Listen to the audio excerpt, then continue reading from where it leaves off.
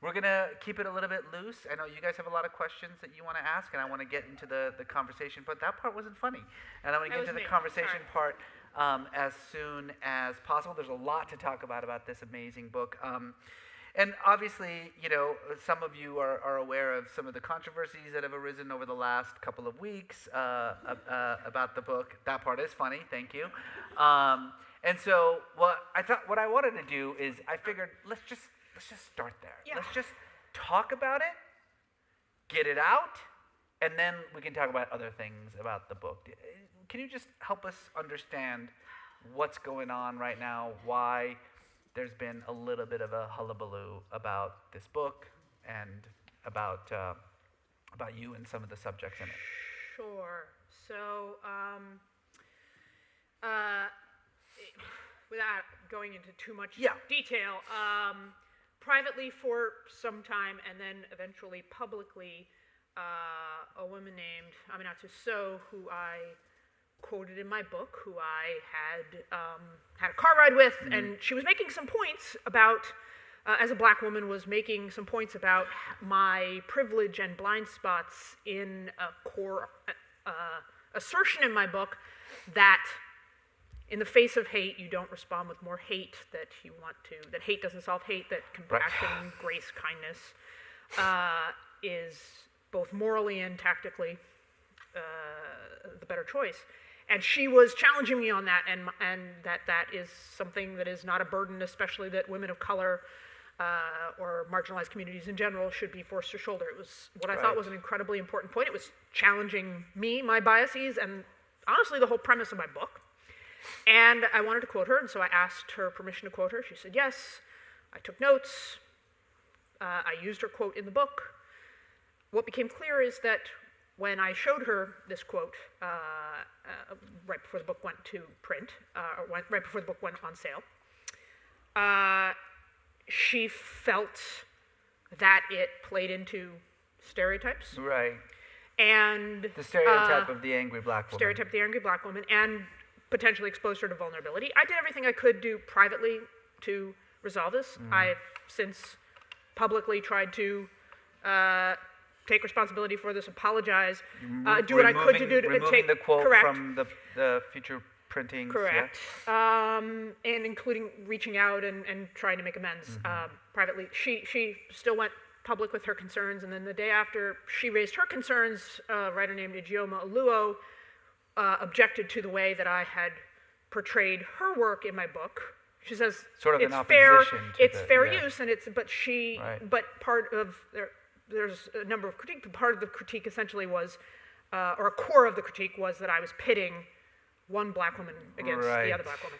And again, look, it is true, as a white woman, in the way that I use those quotes, I did not see the stereotypes they were individually playing into and the dynamics in positing them in opposition to each other. I wish that I had. I obviously did something that caused both of them a lot of hurt, and I'm sorry, and will continue to say I'm sorry. And also, look, this, that wasn't my intent, but intent is different from impact. Sure. And going forward, I have to try to do better. Yeah, so I'm curious what you think, certainly in light of the thesis of the book and the points that you bring up, what do you think this whole experience says about the way in which we as a culture talk about issues of race and gender, all these sticky dividing points? How do we navigate these things, especially when we're not the in group? Yeah. What do we do? Do we just crawl into a hole and say that has nothing to do with me? It's usually what I do. It is what I'm trying not to do. I'm still obviously processing it and still very much going through it. Look, I had a vision in my life in general, and certainly in this work, for how I believe we talk to one another in ways that don't ignore tough conversations and dynamics and truths and realities, but create space for people to learn and change and grow. Because I think that's the only way we move through things, past things, and forward. And, look, my hope, and I continue to try to do, probably imperfectly, but try with this conversation at least, is look, the underlying critiques and questions and challenges, those are important conversations to have. It is important. And no one likes to learn a lesson, and it's really hard to learn lessons in public. And we have to learn how to challenge each other. I hope in ways that are constructive, not destructive. I hope in ways that invite change and growth and learning. But I think that's a journey we as a people are on. I know it's a journey I'm on. Yeah. Well, let's talk about the book for a minute. So I have this incredibly annoying habit, well, my wife thinks is an annoying habit, as a professor, where I always have to define terms before we can talk about them. Yes, professor. And hate, right? Hate is one of those words that we all assume we know what we're talking about, but I'm curious, before we can talk about what the opposite of hate is, what is hate? Is it an emotion? Is it an action? How do you define it? How do you define it as an idea? I think it encompasses feelings, beliefs, acts. To be clear, like in the book, and in my life, I don't worry if you hate broccoli. If you hate broccoli, it's fine. It's like I'm some kind of arbiter of hate now. Like, you're okay, you can hate broccoli. What if I beat broccoli in the streets? That's okay too, because broccoli isn't a person, broccoli, right? nor a group of people. Yeah. So I can't, this is going to end up on Twitter. It's not going to look good for either of us. Broccoli's not a person. The only good thing I can say about that exchange is it's going to look worse for you. That's true. Right? That's true. Because somehow there's going to be a headline on some right-wing website tomorrow that you launched jihad against broccoli. Yeah. I'm pretty sure. I personally like broccoli, but I do too, but that's not, it's... Some of my best friends are broccoli. What? Did someone just boo or hiss? Come on. Tough room. All right, so I don't care if you hate broccoli. I don't like like if you hate your ex-girlfriend or your old boss or whatever, like I'm not losing sleep over that. You don't like certain kinds of movies or whatever, fine. Yeah. The hate that concerns me, and the hate that this is really about, is our history and our habits of demeaning and dehumanizing certain people, and especially certain groups of people, because of their identities or their ideas. It's that systemic, deep group hate that comes from our past, that still plays out in our present, that is in our policies and our systems and our institutions and our interpersonal relationships and reactions and the ways we think and act and talk. That's what worries me. Yeah, but does it, I guess what I'm trying to say is, if the emotion doesn't result in action, is there a problem with the emotion?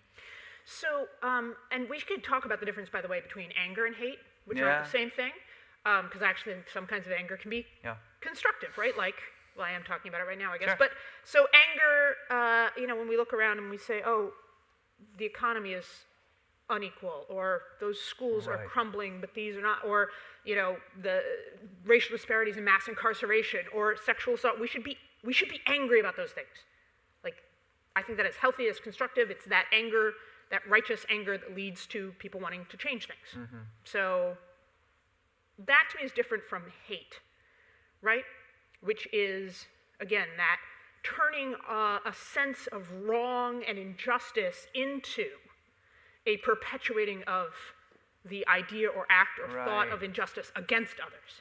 It's not solving the injustice, it's actually saying, it's saying the answer to hate is hate, the answer to cruelty is cruelty, the answer to violence is violence, the answer to injustice is injustice. I don't believe that's true. I get it. So, and I will say, and this is this is what I thought would be one of the more controversial points in the book, is, in the book I talk about everything from bullying to terrorism and genocide. I don't think they're the same thing, obviously. I do think they have similar roots. And when we look at who tends to be victimized by bullying and who tends to be victimized by institutional discrimination and by acts of hate crimes. They tend to be the same groups of people, which suggests that there's a core root dynamic that's at play. And similarly, I don't think conscious hate and unconscious or implicit bias, I don't think they're the same thing either, right? I don't think they have the same level of culpability. But again, they have, nonetheless, unconscious hate, right? Still has an impact. So one of the things, for instance, that I said in my TED Talk was, all right, if you're marching down the street with a tiki torch in Charlottesville, chanting that certain groups of people should have less rights than you because of the color of your skin, we would all agree that's hate, right? Okay, so what if you think it, but you don't say it?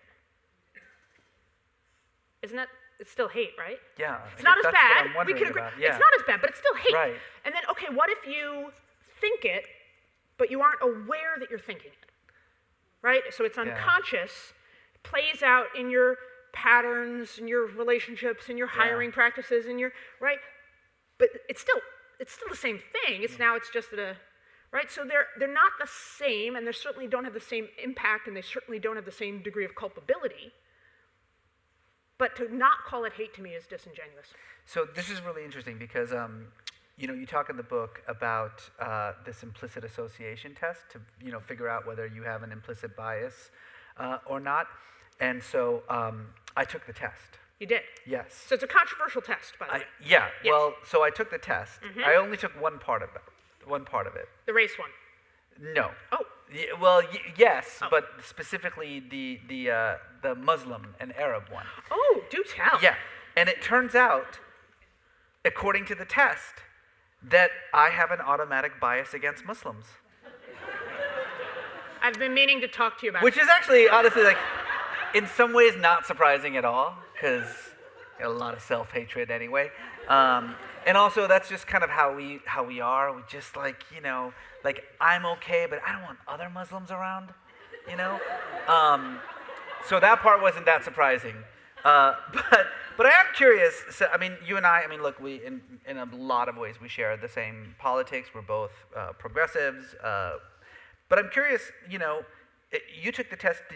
Were there results that surprised you in the same way that this surprised me? Yeah, so I should back up and say, and I address it in the book, that it's actually a very controversial test, the implicit association test that Harvard invented as a way to try to put measurement to this idea of unconscious bias. And, it's still an actively heated debate in the field because some people think, you don't get consistent results. That's one critique, and there's differing research on that. The other critique is that it doesn't necessarily correspond to overt bias, that people who demonstrate higher levels of unconscious bias aren't necessarily the ones who are engaged in visible patterns of, whether it's hiring or whatnot.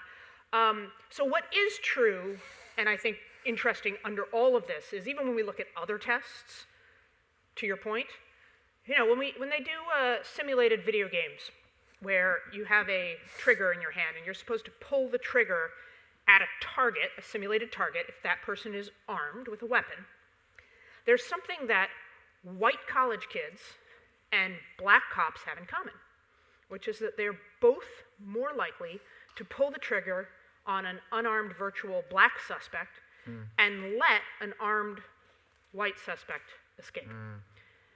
And that's because of the nature of, again, that history in the past and our habits in the present of hate leaves what the researcher who invented this test calls a thumbprint on the culture, and a thumbprint in a way on all of us. So that if you grow up in a society that has Judeo-Christian supremacy, you grow up in a society that is inculcated and infected in every way with white supremacy, you grow up in a society that is misogynistic, all of us, just like we're breathing the air, we're breathing all the pollutants in the air, we're breathing all those pollutants in our ideas and our relationships and in our culture. And so when I took the implicit association test for race, in the book, in sort of sequential chapters, I spend time with a former neo-Nazi and tell his story sort of making that transition away from hate. And then I spend time talking to a Trump supporter friend of mine, and we wrestle a lot with questions of hate and especially unconscious bias. And they both took the test too. And we all got the same score. Yeah, it's really fascinating. That part of the argument, the way in which the society that you live in has this effect on your psyche, whether you're aware of it or not, it's mind-blowing. So you were talking about people that you've talked to. Another thing that you and I have in common is we both get a daily barrage of hate on Twitter. And something tells me yours is probably worse. Mine, maybe, I don't know. I think we probably get different kinds of hate, but I bet insofar as degree, they're pretty much the same. Here's the difference between the two of us, is that I very much adhere to the golden rule of Twitter, which is do not feed the trolls under any circumstance. And you, for some reason, hunt down your trolls and hug them and ask them what they meant. What? Well, let me just be clear, right? This is the chapter that seems to have gotten the most attention. It's not like I make a habit of doing it. I don't do it on a regular basis. I don't set aside an hour in a day to do outreach. Find a troll, yeah. I actually did, as a side note, this is going to also end up on Twitter, but I did, when we were sort of brainstorming things to do around the book, I was like, we should have a day where we encourage people to reach out to their trolls. We could call it. Day. I actually suggested we call it Touch a Troll Day, and then. Oh, that's creepy. Yeah. Creepy. Yeah. Super creepy. Not okay. Hashtag me too. So, anyway, when I was sort of wanting to interrogate hate at systemic levels, obviously, woman, queer person, we could go through that, but at a daily kind of interpersonal level, the hate I encounter the most often is these wonderful, interesting people who, because I got on Twitter rather early and spent the first 3-ish years of my media career on Fox News, I got a nice little collection. From both sides? No. Up until recently.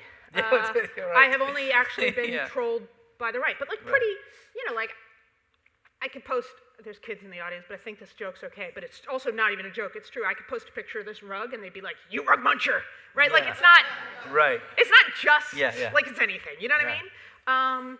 So it made me wonder, and it's interesting, we call them trolls because trolls aren't people, right? The language, trolls are monsters that live under a bridge and throw rocks. It's a essentially dehumanizing even concept. And so I want to know, well, we elected one of them president, so.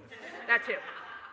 But I was like, who, and especially given that the rise in, how much of our politics has morphed into Twitter trolling and, right? I wanted to know who these people were. And so I did reach out to them and call them up. And tell us what happened, Well, I just learned some really funny things about people, some of which you'll have to read. But what I'll say is, first of all, I learned that, and again, this is going to sound silly, but it's the same thing I learned when I went to Fox, which is that they're people. They're people with likes and dislikes and fears and hopes and dreams and pain and weird hobbies and, right? And people, complicated, messy people, which for me was a revelation, for whatever it's worth. And to be able to talk to people and realize we had some things in common and I could, right? The second thing that I took away was, almost to a one, they would say to me something like, oh, I didn't think anyone was reading those. Now, it's not because they didn't understand how Twitter works. They knew that they were public. They understood. Yeah. But it was it was like they were shouting at their TV or something. Right, it was why would anyone, to me it seemed like this broader statement of why would anyone pay attention to me? They certainly didn't think I was paying attention to them, as, because I have a voice and a platform, and why would I pay attention to little old them? Why would the world pay attention to little old them? And it became it was almost this proxy for this sort of larger sense of invisibility and voicelessness that it was clear a lot of people were feeling. And then the other thing is like, here I am calling them up and saying like, hey, why do you hate me? Right? It just seems self-evident to me. Yeah. Right? Like, obviously you do. So then I went to why, and they were like, again, almost 2-1, I don't hate you. I don't hate you. I don't at all. I don't mean, a lot of them apologized even before I even asked, and then they said, I don't hate you. I do this because you're hateful. And so what it led to, and this came up again and again and again with other subjects in the book, was that we have this, they started it philosophy of hate. And what I realized is most of us don't wake up in the morning, believe it or not, most of us don't wake up in the morning thinking we're hateful, meaning to be hateful. Most current terrorists and neo-Nazis don't even think they're hateful. I talked to a terrorist negotiator, or a terrorist negotiator in the book, and she said most people believe their motivations to be good. So we have this like, oh, I get to do this, I get to be hateful because you started it. And you feel the same way about me, and then we just go back and forth and hate feeds hate feeds hate feeds hate. And that's how we end up in this dynamic. There's a tired saying in Hollywood. I love tired Hollywood sayings. Yeah, tired Hollywood sayings, which is that the villain thinks he's the hero in his own story. Oh. And that is fundamentally false. Wait, which part do you mean? Do you mean it's not in the absolute sense, or you mean in the sense of their belief? This idea. So it's something that you hear in story crafting all the time, where it's like, well, you can't make a villain that's too villainous because the villain thinks that he's the hero in his own story. And my response to that is, no, he doesn't. Sometimes villains are just pieces of shit. They're just villainous. And I wonder if this attempt to kind of reach out to these trolls who may say they don't hate you, but they've clearly done hateful things. They've said hateful things. If that somehow, I don't know, it's not necessarily excuse their behavior, but kind of gives a justification for it. So you have this line that you say that forgiveness sometimes feels, quote, like a perversion of justice disguised as spiritual grace. And so, like, why should I forgive someone who is expressing hateful thoughts, engaged in hateful actions? Well, the first answer is you don't have to. Right. I mean, right, and this is one of the central paradoxes for me of the book, that I don't know, right? I don't know.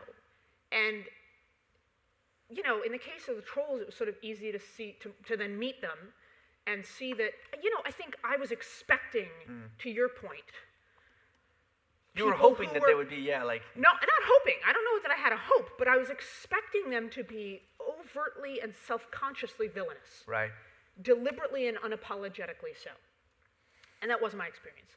So that, to me, sort of raises this question of, well, then if I'm not gonna forgive them, then am I dooming everyone to just be their worst selves? And this goes to Brian Stevenson, the lawyer who just opened the Peace and Justice Museum in Alabama, who's an anti-death penalty lawyer, writer, wrote the book Just Mercy. He was one of my professors and said, and has always said, that no one is the worst thing they've ever done in life.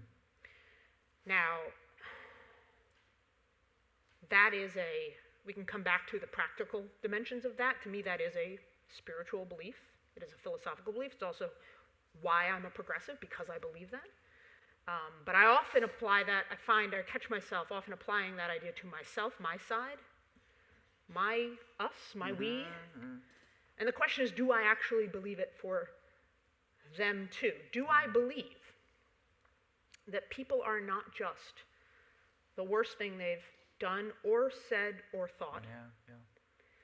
And if so, if I really believe that, then how do I create the opportunity for people to be their best selves? Still holding in tension that question about forgiveness, which I think is there's sort of forgiveness at a systemic societal level, right? How do we let people atone? How do we punish people? Who do we treat as disposable, et cetera? Holding in abeyance the question about individual forgiveness, which I think is always an individual choice. I'm interested in a society that gives everyone a chance to be better. Pretty damn good answer. Thanks, Reza. So, okay, well then let's talk about this. You could argue with me, though. No, Go back to villainy. That was right, actually okay. pretty good. All right. So, okay, all right. So then how do we do it? I mean, you do spend a lot of time in the book talking about, the actual process through which you can have this kind of civil discourse with someone who is fundamentally on the other side of you. I don't mean just politically, but I mean ideologically. How does one go about doing that? What do you do? Yeah, so for me, I mean, we could get into the specific tools. Before we even do that, for me, the first premise and the reason why I wrote this book is that to me it seems like we are still locked in an argument as a species and certainly as a country over whether hate is even a problem. We're still arguing about the problem. We're certainly still arguing about is systemic misogyny, institutional racism. We're still arguing about whether those are problems. We're still arguing about unconscious bias, implicit bias, are they even real, in spite of mounds of evidence, lived and academically documented. So I first think that to solve a problem, you have to acknowledge that there is a problem, and we have to get past actually arguing about the problem. And for me, it's taking some of the guilt and blame out of it. We could examine the ways in which each and every one of us play into and perpetuate hate and division and incivility and stereotypes and bias in our day-to-day life. We go back to that metaphor of the air we breathe. By and large, this is what we got. This was given to us. I get in the conversation with Scotty and Al Hughes, as I hear from a lot of white folks, for instance, on the right and in the center and on the left, like, yeah, slavery was bad, unless you're Kanye. Slavery was bad, but that wasn't my fault. Well, yeah, okay, fine, it wasn't. It's still your responsibility to do something about fixing the future going forward, right? And so to take it away from that blame and culpability and to responsibility and forward direction. And I feel like, for me, that got, in the process of writing the book, that got driven home most when I went to Rwanda, where, first of all, you come, no matter how much you've read and prepared and whatever, you come face to face with what human beings are capable of and what we are all capable of, not just, right? A philosopher in the book points out that the reason we have mass atrocities isn't because of a handful of psychopaths, it's because masses of people commit mass atrocities. And that means all of us. Otherwise, normal, average people. To go to Rwanda where they have this incredibly, viscerally ugly history, the fastest genocide in world history. Tutsi husbands killing their Hutu wives. It's astonishing. People killing their godchildren. Right? But that they have not pushed that history away, that they had a truth and reconciliation process, that they have museums, that they have it as part of their social, cultural, political discourse to constantly reckon with the reality of that history. Unlike a country like ours where we, right? Don't even want to talk about the reality of the hate, let alone how we solve it going forward. But this ties to your original point, to sit in the home of a woman, a Tutsi woman, who invited into her home a man she calls her friend, a Hutu man who had murdered her husband and her children, and watch her laugh with him and talk with him and serve him tea. And again, I don't know, at an individual, I don't know if I could ever do that. I don't know if I could be capable of that kind of forgiveness, it is, to me, critical that as a country, they were able to create the space for that kind of forgiveness and compassion and growth and change and healing.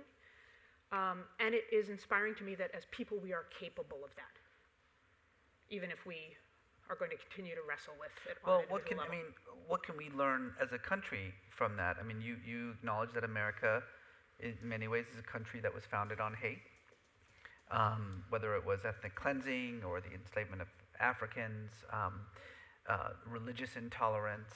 I mean, you name it. And you're right that in many ways, we've never bothered with any kind of truth and reconciliation process to deal with any of these founding sins.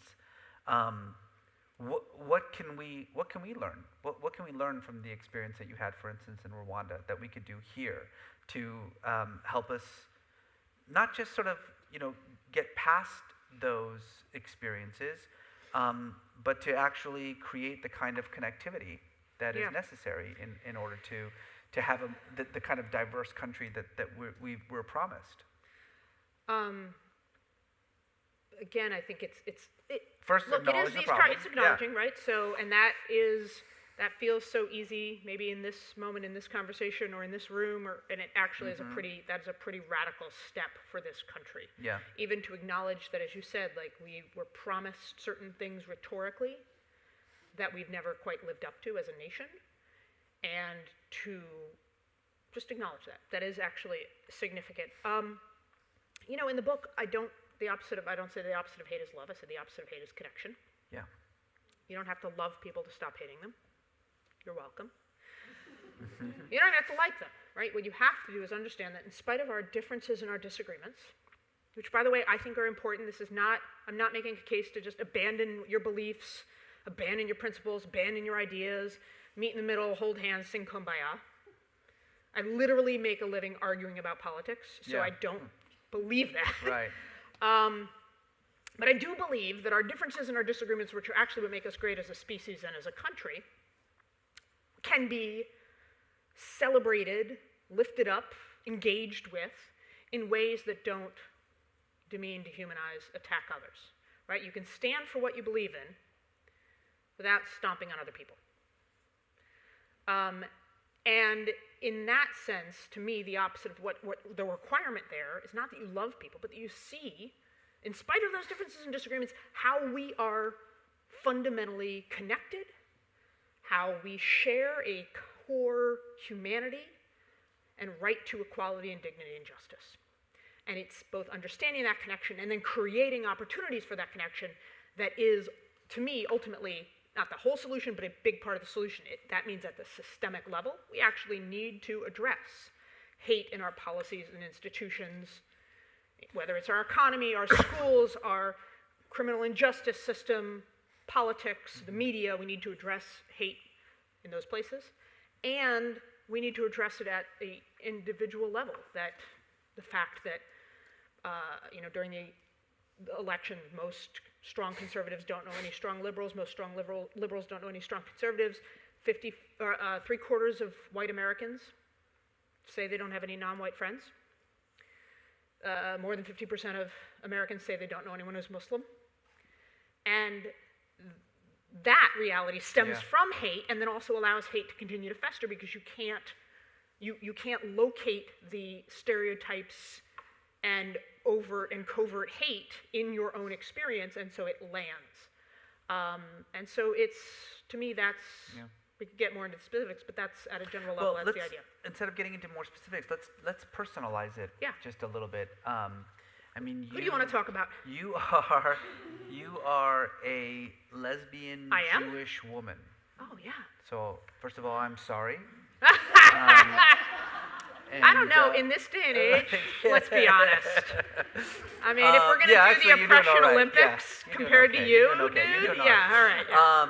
No, but so... I mean, by the way, I want you to know I empathize with you. As the comedian Jenna Friedman says, I have a lot of empathy for men. I am actually half man on my father's side.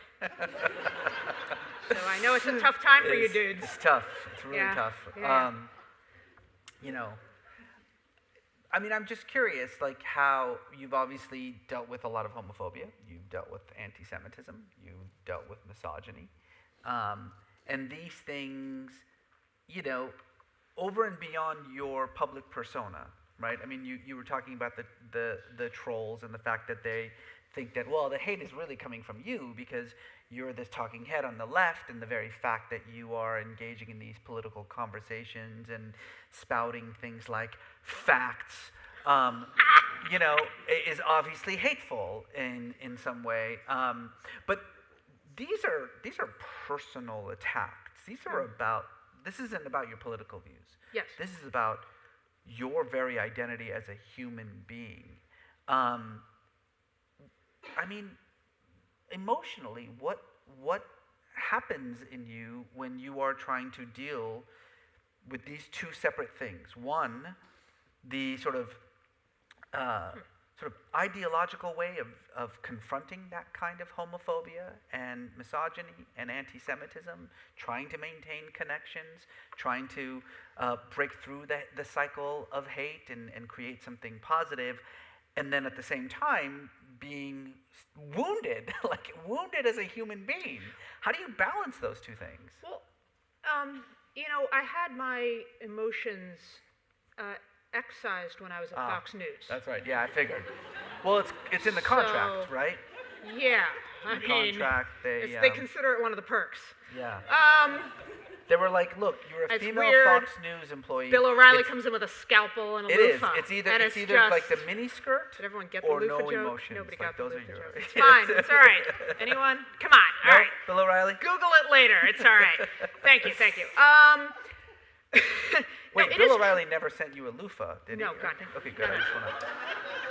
No, I have to say, considering what I came to hear later, I got off pretty light. That was okay. I got off in general. Yeah. Roger Ailes told me I had pretty eyes. 5 times in 5 minutes. Oh, that's... But that was it, That's not bad. Come on, makes me in the grand scheme of right, but in the grand scheme of things, in the grand scheme of things, I think that passed for respect. That's true. Yeah. So anyway, there was a question there.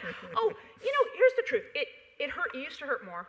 I mean, this is where I think I even copped to this in the book, that I've gotten so used to it that I forget how wounding it is, and sometimes people, friends or colleagues will suddenly get an inundation of trolling, and my first reaction to it is often, it's nothing, and then I realize, actually, that is horrible, and you become, that's a horrible thing to say, you become used to it. You do become used to it, yeah. I will say it never really hurt me, it didn't, like when people call me stupid, I know I'm not stupid, so I was pretty fine with that. People are gonna attack me for, tell me I look like Justin Bieber. I'm like, my sense of gender identity is strong enough to not be insulted being compared to a sexy pop star.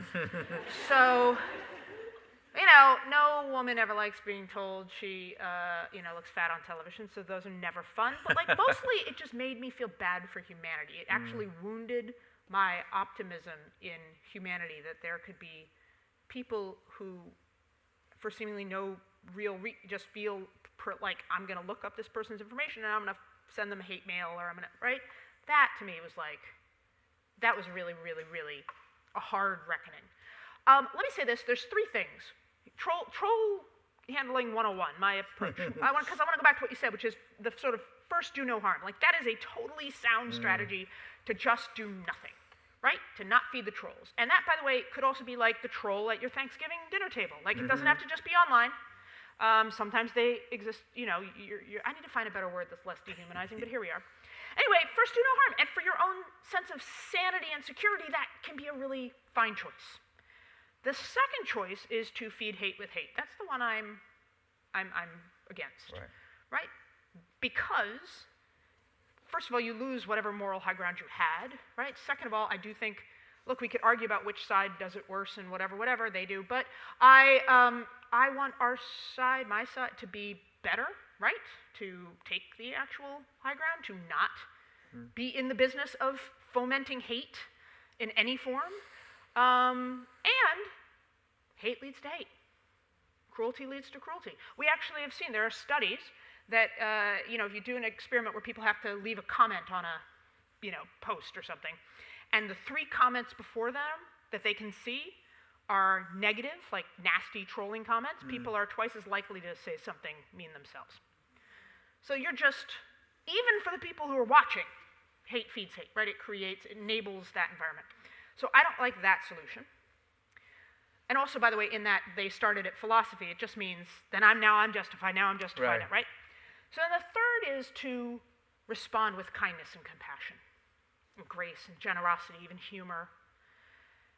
And, it's interesting, like, I don't do it all the time, right? Sometimes I just stop looking. Sometimes it's too much to take.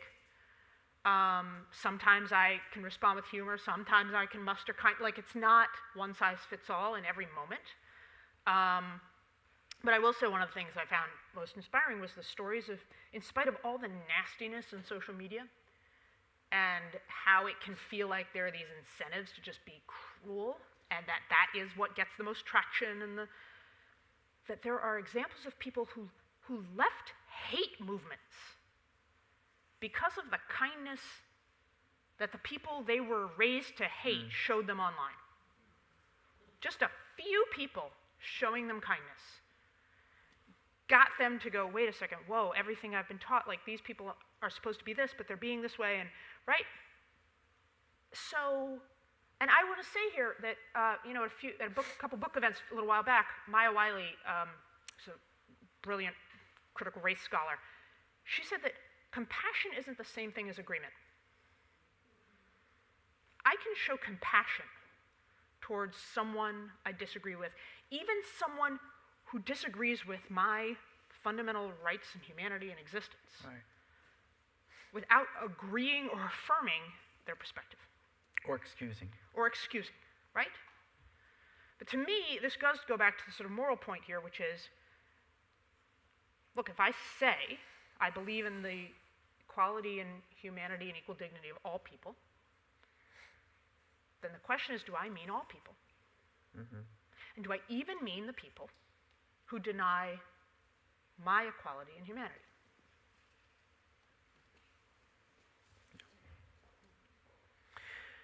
I want to get ready because we're going to move this to you guys, but I just want to say, I get encouraged by your work and your writing, and it fills me with an enormous amount of optimism. I'm curious where you get your optimism from. That's a lovely question. It has been harder to find, yeah, especially lately, sure, especially in our current political environment. I am worried. I think it's also going to get worse before it gets better in our country and in our world. I do think these things tend to be cyclical, and we are going through an era of intense hate, resentment, otherizing, and that has been draining for me and my optimism.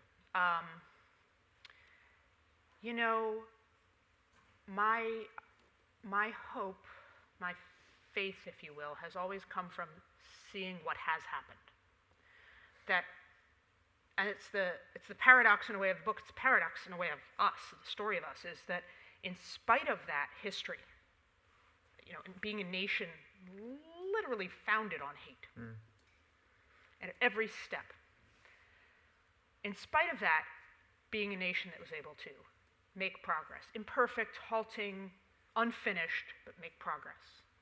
In my lifetime, to know people who went from saying I was a sinner,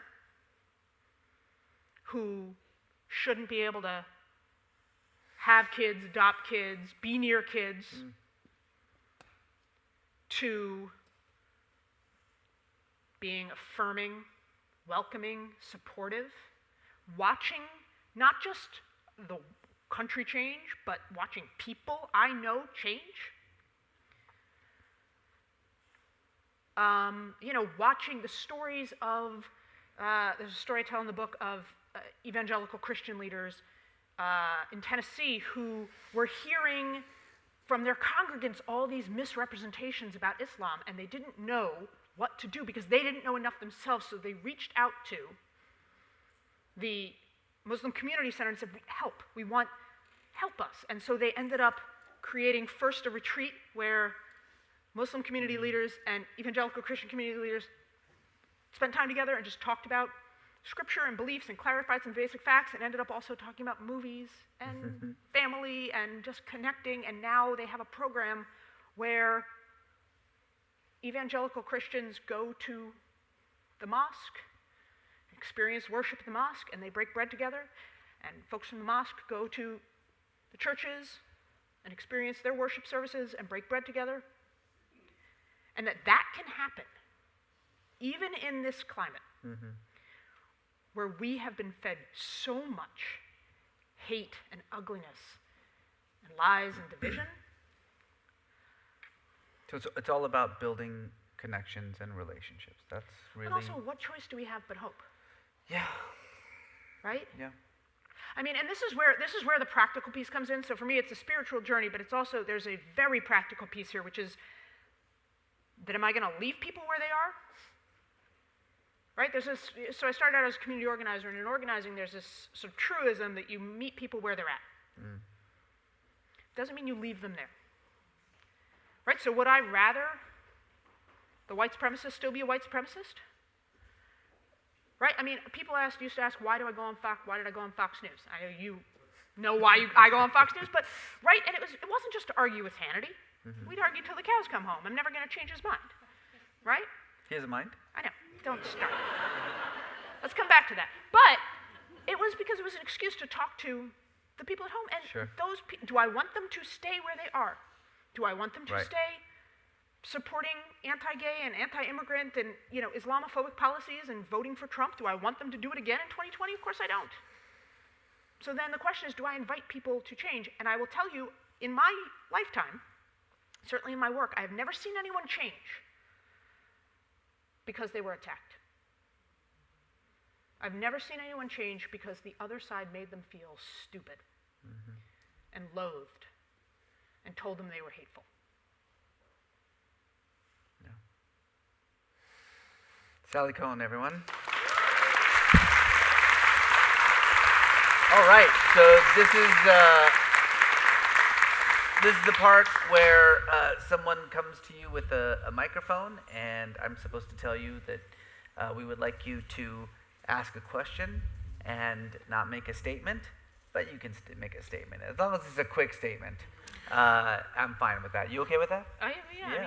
Actually, Reza, generally what I say is questions typically at Live Talks Los Angeles start with a W or an H and sometimes a D. They are generally short. There is no such thing as a two-part question, and only Reza Aslan gets to ask follow-up questions. Could you give an example of a question that begins with a B?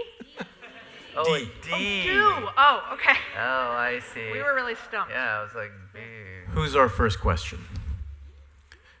As I work my way over there, I just wanted to ask you a question. I immigrated to the U.S. in 1986 and went to Iowa in the lead up to the 88 presidential election, in a time when the Democrats had owned the Congress for over 40 years.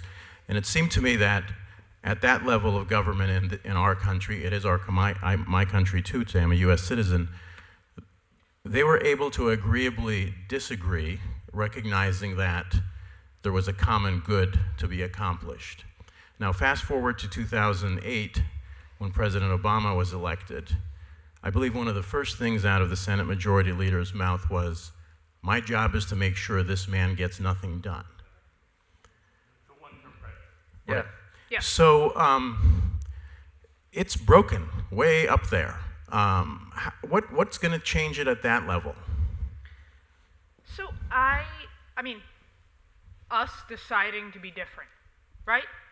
And like people say over and over again, I don't like, in poll after poll, the American voters say we don't like negative campaigning.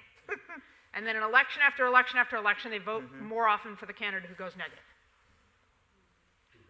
Right? So, and in this example, the other sort of caveat I put there is, I don't think we should oversell civility, insofar as things were really nasty at different periods throughout our country's history. Let's not forget that, George Washington called Thomas Paine a cold hermaphrodite. By the way, that was a big insult in 1790. And so, we had a civil war, right? We had intense, and also, we don't just need to be nice to each other and still do horrible things with our policy to other, right? Like it's both a kindness and compassion in the way we talk to each other, hopefully also in the things we do with each other and the changes we make, that it's not just to overstate civility. I think there's a danger in that.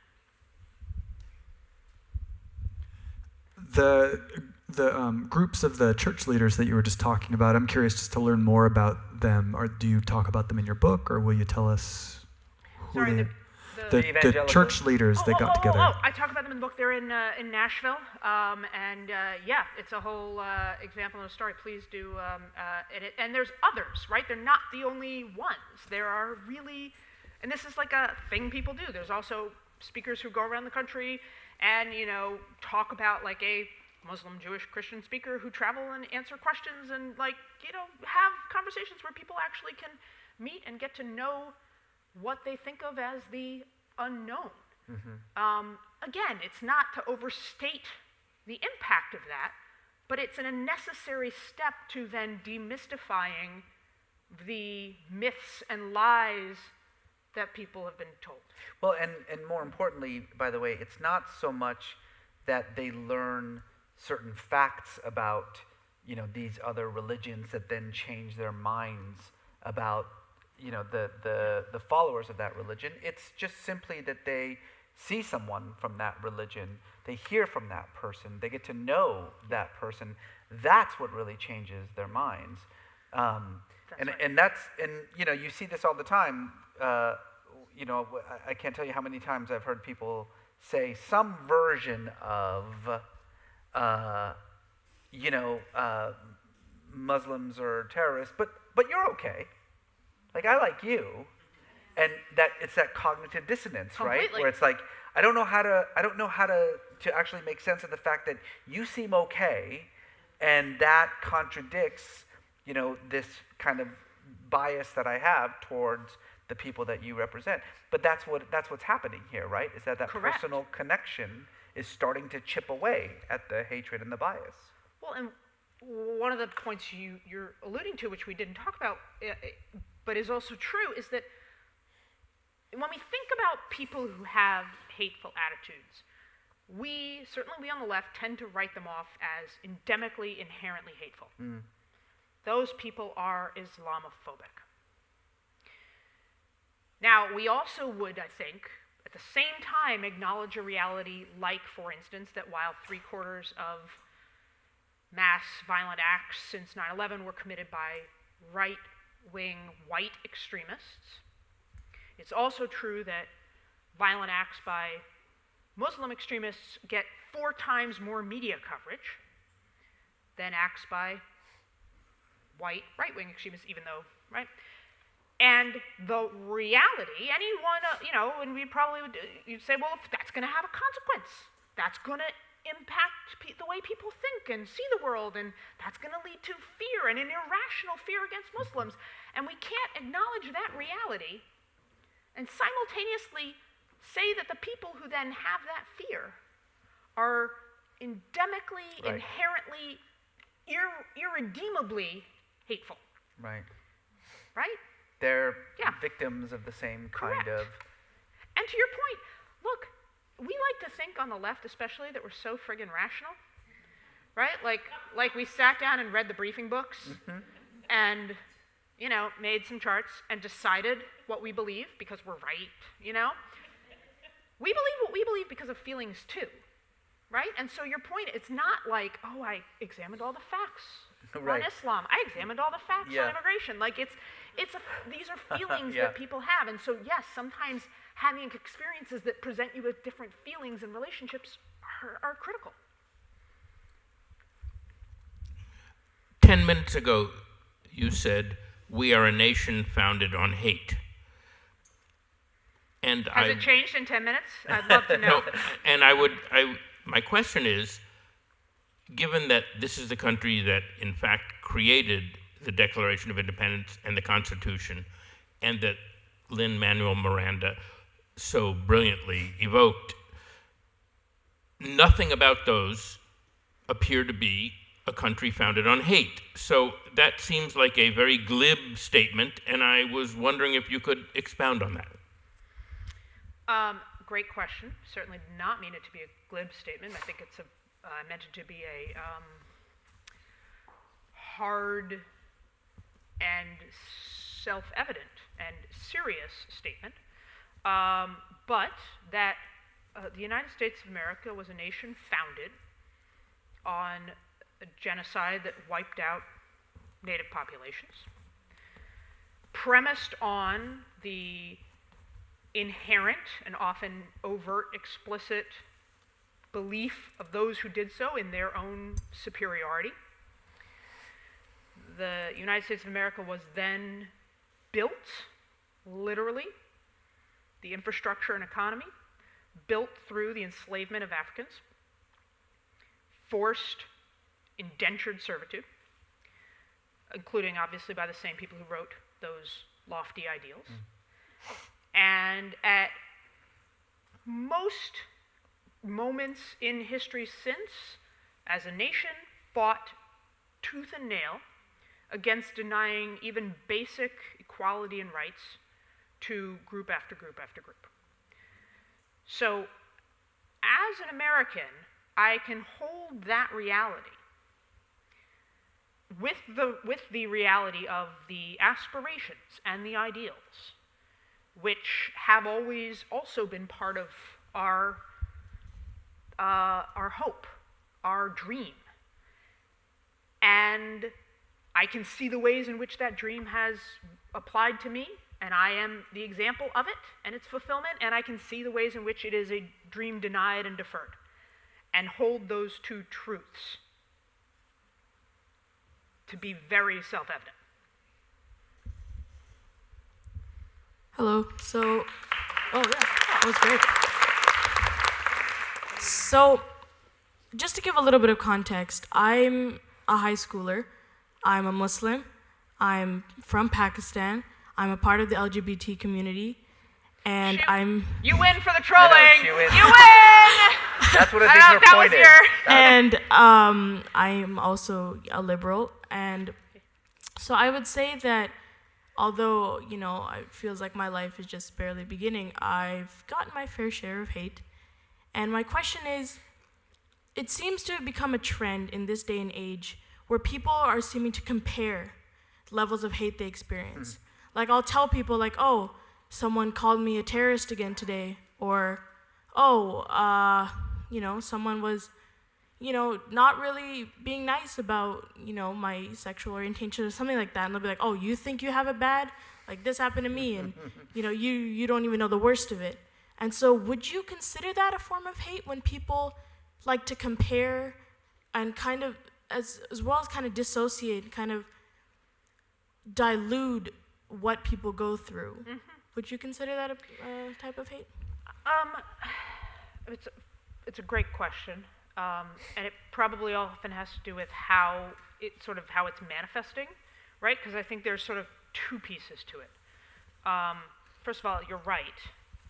And often it comes from a sense of powerlessness and frustration, and that instead of acknowledging, and I do it myself, and I try to catch and there's a point in the book where I catch myself doing it, that we don't acknowledge how painful it is. How really, really painful and awful it is. Online, offline, in every form. And so there is a piece of that is, it is a coping mechanism to laugh it off, to compete over it. I was at an event recently and someone called it competitive complaining. I thought that was so perfect on so many levels, right? And we've all done it. Right? But it's instead of actually really acknowledging the pain right? There is a piece of it that it can be hate. So, for instance, in the book, in the chapter on Israel-Palestine, there is a phenomenon in global relations and those who study these sort of what are called intractable conflicts in sort of global hotspots, where there's a phenomenon of competitive victimhood, which in which one side always thinks it is suffering the worst, and that its suffering is, that the origin of its suffering and the people who did it first is the other side. Mm-hmm. And that's exactly how the other side feels. And because they are both locked in that perspective of competitive victimhood, they can't see the ways in which, regardless of who's doing it first or worst, they are perpetuating the victimhood of the other. And that, when it becomes that, I definitely think it is. It sort of morphs into a form of hate.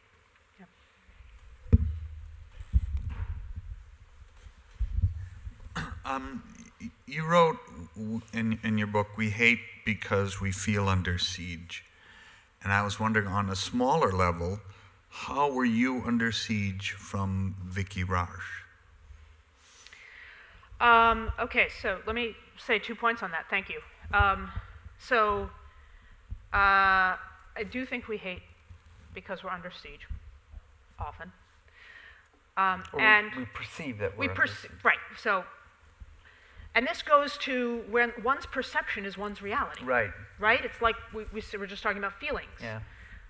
If people are afraid of terrorism, yeah, you can't just rationalize that away. You can't rationalize. Yeah. I mean, you can try because can't it be is like, let me show you some stats. Right. Now you're not. That's their now feeling. You're not afraid anymore. Feelings are not like facts. Feelings are valid because they're felt. And so, in that same sense, I will tell you, even the people, and this goes back to the trolls, and this goes to folks on the right who I've talked to, and they feel under siege. They feel. This goes back to, I didn't put it in the book, but I remember being in, this must have been like 2003. My grandfather died, and I was at the funeral, and my grandfather's mistress's son, so maybe my cousin, I don't know. Anyway, he says in the course of some conversation apropos of nothing that white men are the most oppressed group of people in America today. Mm-hmm. Yeah. And it was 2003, right, but this was 2003, and I don't know how old I was in 2003, not old enough to form sentences in response to that, and it was some combination of screaming, crying, and storming off. But that now is a mentality that has, arguably, was a major motivation in the election of a president. So, and again, we can say they're not correct, right? But there you have it. Yeah. To your question, so you're alluding to, in the book I talk about how when I was a kid I was a bully in elementary school. And I specifically share the story of someone in the book I call Vicky. And, that's an interesting question. It doesn't mean that we feel that what I look at in the book is, again, when I'm not saying bullying and genocide or what have you are the same thing. But the fact is, kids who tend to get bullied, statistically we know, are more likely to be gender nonconforming or gay or queer, poor, have physical handicaps, right? So, and I picked on a kid who in some way, shape, or form played into all three of those dynamics. And so that is, to me, when you look at the roots of why that is, does it mean that when I was 10 years old, I was overtly, consciously hateful? Was I meaning to be hateful? No. Was I still, in some ways, rehearsing and regurgitating society's larger history and habits of hate? Yes, pretty plainly so. Hi.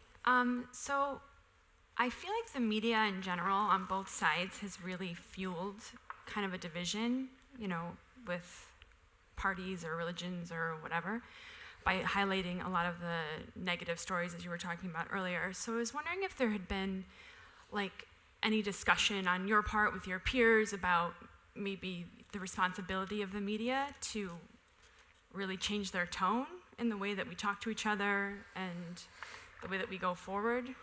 Reza, do you think the media is? Behind the scenes, I just want to make sure.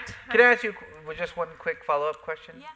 Did you just say the word both sides just to say it? Or do you honestly believe that it's from both sides? Yeah. I'm curious. Well, I mean, I'm a progressive, so we'll just throw that out there. But I feel like they fuel drama. That's what I think it is. It's not necessarily that they're hateful. I just think that they tend to highlight the worst, you know? And I think that, I mean, obviously it's not comparable. I don't think that CNN is as bad as Fox News in the way that they present things, but I think that they fuel drama in order to get attention instead of really focusing on some of the issues that are more important. They need ratings, yeah. Yeah, so I'm just wondering if what the responsibility of the media is to focus on things that are important and less on the drama? Does that make sense? I just thought you might want to weigh in. I just want to give you if you wanted to. Look, all I'll say is that the media, particularly cable media, is a commercial enterprise. Its primary function is to sell commercials and to appease shareholders. That's why it exists. And so I think sometimes we expect things from the media that the media is not built to provide, right? I mean, if you wanted that kind of media experience, then I imagine you never miss an episode of NewsHour on PBS, because that's what you get on the NewsHour on PBS. But I'm pretty sure people in this room don't watch NewsHour. Do you? Hey, look, those couple people. people. Wrong. It's boring. Thank you, Mr. Daniels. Yeah, there's a It's plan. boring. Right. That's why it doesn't come with commercials. It gets top billing on YouTube, doesn't. really? No, it does not. Oh, it does not. Yeah, oh, yeah. I was like, Yes. what? Yeah, what? Am I missing something? Precisely. So I get it. You know, I mean, I've been in a lot of editorial newsroom meetings where discussions are had about what is going to be covered in, you know, the next 24 hours. I've also been in many writers' rooms here in Hollywood for both drama and comedy. I can't tell the difference between the two because they all ask the same questions. It's all the same thing. Who's the protagonist? Who's the antagonist? Who are the villains? What's the twist? How What's do the we cover this? demographic? Yeah, what do we do? Yeah, who are we reaching? Will the audience be interested in this or in that? So, Wow. you know, it's a commercial enterprise. I think we should stop expecting certain things out of the media because it's not built to provide those things. In general, what I often say is, just in shorthand, that if your news comes with commercials, it's not news. So, But now, No, I am no well, I would- longer part of the... no. I mean, I am still nominally, but I would push back that, you know, look, we're fed junk news often and junk information often because that's what outlets often believe we want. Let's be fair. And it is what's getting the ratings, and it's what's getting the clicks.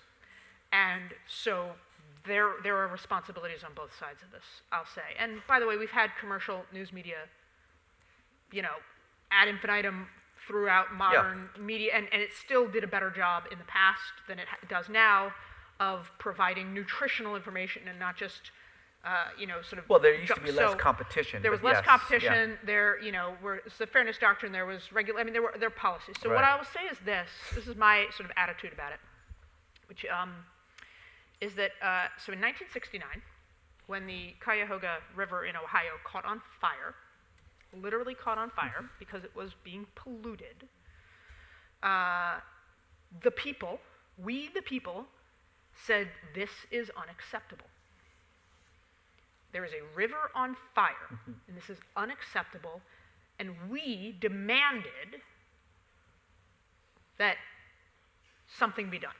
And that led to environmental regulations, Clean Water Act, Clean Air Act, that then regulated and stopped corporations from polluting our air and our water. So we now have a country on fire because of what politicians and the media are doing to us, the pollution they are putting into our democracy.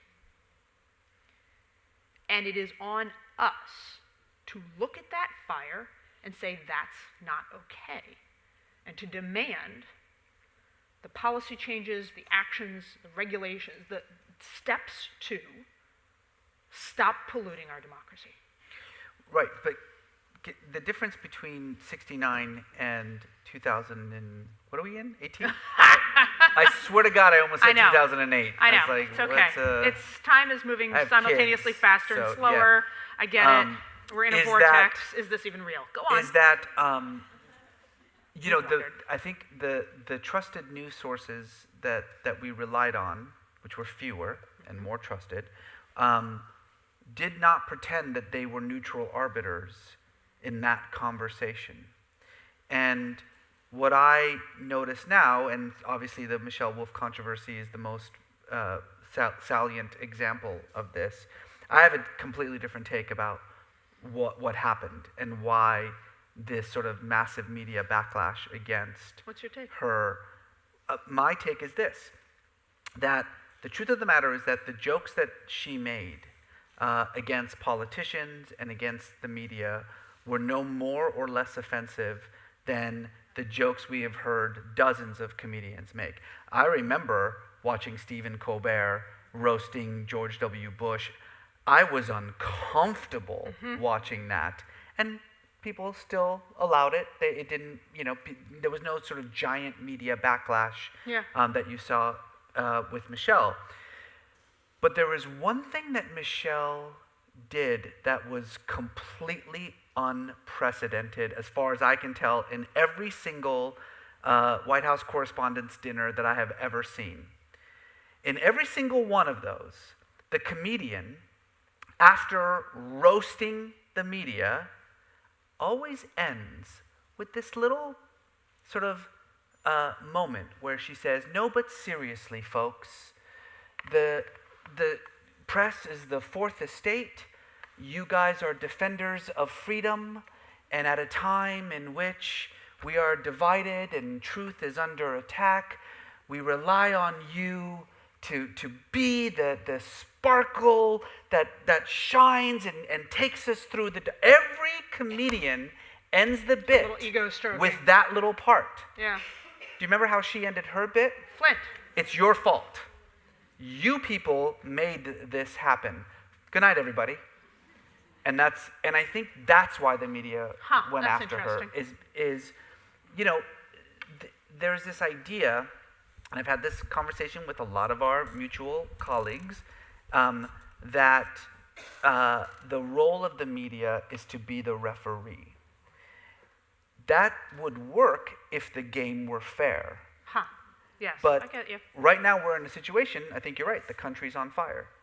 We're in a situation in which the most basic norms of decency, the foundational moral codes are being destroyed with absolute shamelessness and explicit shamelessness. When Mick Mulvaney can say, "I only listen to people who give me money," and we've already moved past that. We actually don't even, it was like 4 days ago.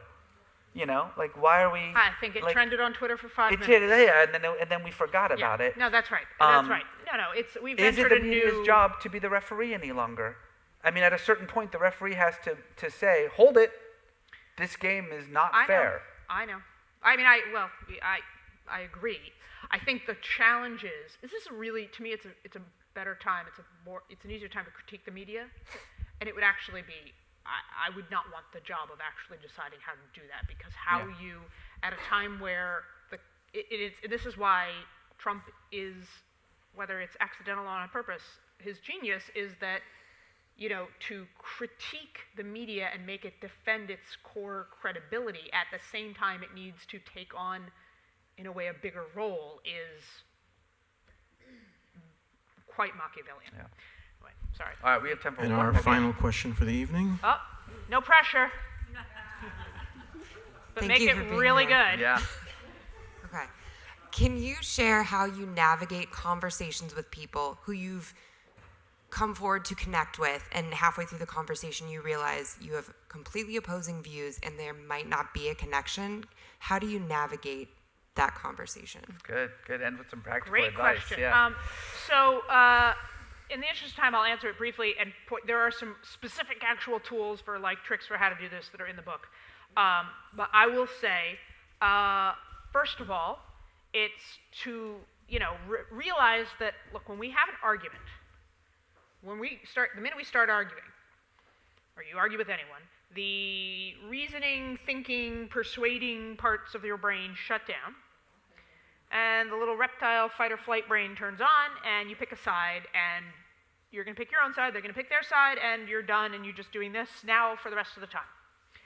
So to begin conversationally and to keep it conversational and to not start the conversation from for me to be right, you have to be wrong. For me to win, you have to lose. But to actually have a conversation. It helps. If you are trying to persuade someone else, it helps to be open to being persuaded yourself. Sit with that one for a minute. Right? I mean, that's pretty profound. The other thing I'll say is this, as an approach, online, offline, how I try to comport myself in these exchanges, what I hope to impart to my daughter and to others, is that if we all tend to have this, they started it, philosophy of hate, and we recognize that we need to address hate at its systemic and institutional sort of cultural levels, and that for any of this change we need to change, then I recognize I can only change myself, I can only control myself, ultimately.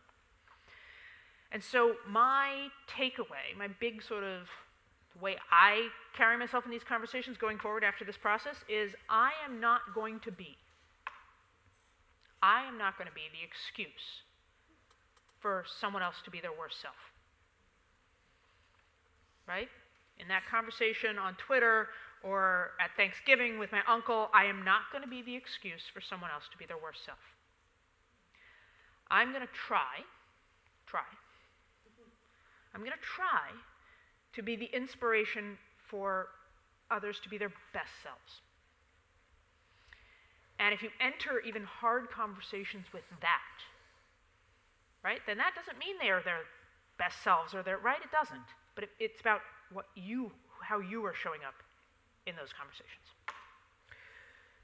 You are an inspiration. And, I think that it's very, very difficult to put yourself out there in the way that you have to make the kind of argument that you're making. It's even more difficult when that argument is immediately being tested by the attacks that people launch against you.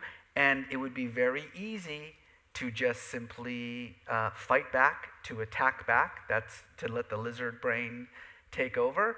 But I think your integrity comes from the fact that you believe what you are saying and you are in the process right now of actually putting it into practice. And I think that is an inspiration for all of us. Thank you, Sally.